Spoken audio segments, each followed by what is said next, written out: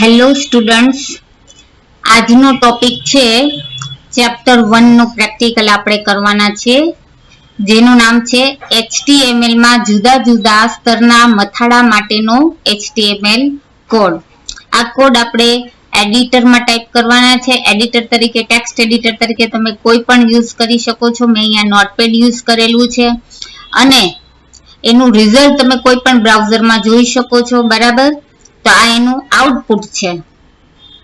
હવે આ h1 tag છે, તો h1 ટેગ નો યુઝ શું થાય છે? આવા કેટલા પ્રકારના ટેગ છે? તો h1 આ જે ટેગ છે મથાળા દર્શાવવા માટે વપરાય છે.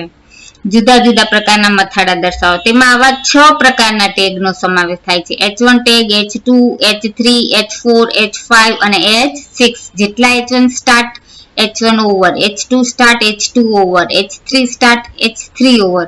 તો આવી રીતે ટેગ તમે સ્ટાર્ટ કરો છો તો ટેગને ઓવર કરવાનો રહેશે. હવે અહીંયા h1 ટેગ લખેલું છે તો તમે જુઓ છો h1 ટેગમાં ફોન્ટની સાઈઝ બિગ દેખાશે. h2 ટેગમાં જ્યારે તમે યુઝ કરેલો છે અહીંયા, તો એમાં h1 કરતા સાઈઝ એની નાની હશે. h3 માં h2 કરતા નાની સાઈઝ હશે. h4 માં 3 કરતા નાની હશે. આમ સાઈઝ છે એની ઘટતી જશે. તો આનું આઉટપુટ છે. તો આપણે પ્રોગ્રામ સ્ટાર્ટ કરીએ. હું એના માટે નોટપેડ છે એ ઓપન કરું છું. હવે અહીંયા HTML નો પ્રોગ્રામ છે તો HTML ના ટેગ થી શરૂ થશે.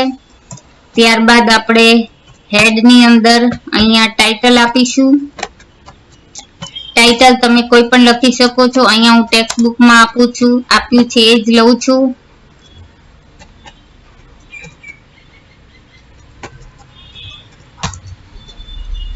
હેડ ટેગ ને હવે ઓવર કરીએ છીએ. સ્ટાર્ટ કરીશું તો ઓવર કરશું અહીંયા.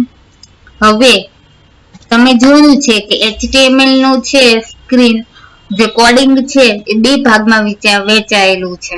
એક તો હેડ અને બીજું બોડી વિભાગ, હેડ સેક્શન અને બોડી સેક્શન.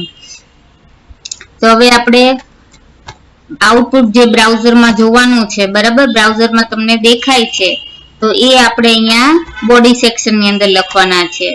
અહીંયા તમે હેડિંગ h1 ટેગ નો આપણે યુઝ કરેલો છે. h1 ટેગ ની અંદર અહીંયા તમે કોઈ પણ લખાણ છે એડ કરી શકો છો. મેં અહીંયા રેનબો લીધો છે. અત્યારે h1 ટેગ સ્ટાર્ટ કર્યો છે તો h1 ટેગ એની સામે જ ઓવર થશે. h2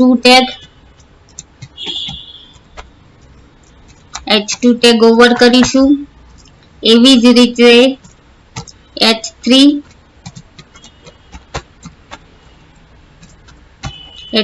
સ્ટાર્ટ થશે તો h3 ઓવર થશે.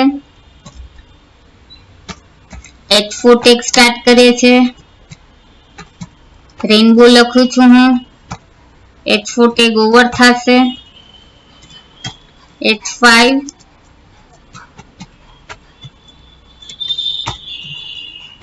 ટેગ ઓવર થાય છે. હવે લાસ્ટ ટેગ છે h6. હવે h6 ટેગ ને પણ હું ઓવર કરું છું. હવે અહીંયા બોડી ટેગ ને ઓવર કરીશું. ત્યારબાદ HTML ટેગ ઓવર કરીશું. તો આ હતું સિમ્પલ પ્રોગ્રામ જે અહીંયા HTML માં જુદા જુદા સ્તરના મથાળા માટેનો HTML કોડ હતો, બરાબર? તમારી ટેક્સ્ટ બુકમાં આપેલો છે તે આપણે જોઈ લીધો. હવે આઉટપુટ એનું આવું આવવું જોઈએ.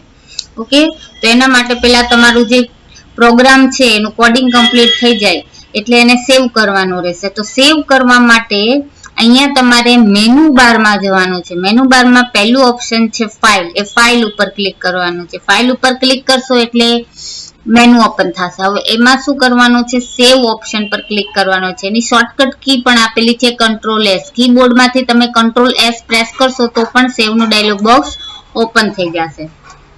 આ સેવ નું ડાયલોગ બોક્સ ઓપન થઈ ગયું છે. હવે અહીંયા તમારે શું કરવાનું છે? લોકેશન લેવાનું છે કે આ ફાઇલ છે તમારે કઈ જગ્યાએ સેવ કરવી છે.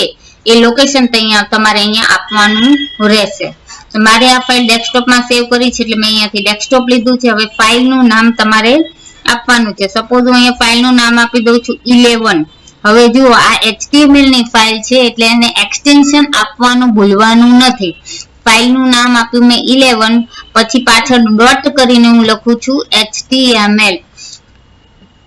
આ એક્સટેન્શન બતાવે છે કે આ ફાઇલ છે શેની છે, તો HTML ની છે. હવે અહીંયા હું સેવ ઉપર ક્લિક કરું છું. સેવ ઉપર ક્લિક થઈ ગયા બાદ આને હું મિનિમાઇઝ કરી દઉં છું.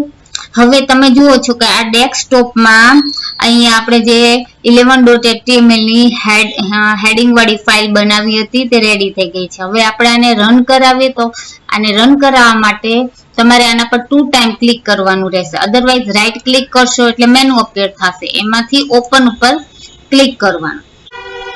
તમે જુઓ છો વિન્ડો અહીંયા ઓપન થઈ ગઈ છે, બ્રાઉઝર ઓપન થઈ ગયું છે. હવે અહીંયા H1 ટેગ નો યુઝ કર્યો હતો આપણે, તો જો એમાં ફોન્ટની સાઇઝ બિગ છે, પછી H2 માં એના કરતા નાની છે, H3 માં એના કરતા નાની છે, H4 માં એના કરતા નાની છે.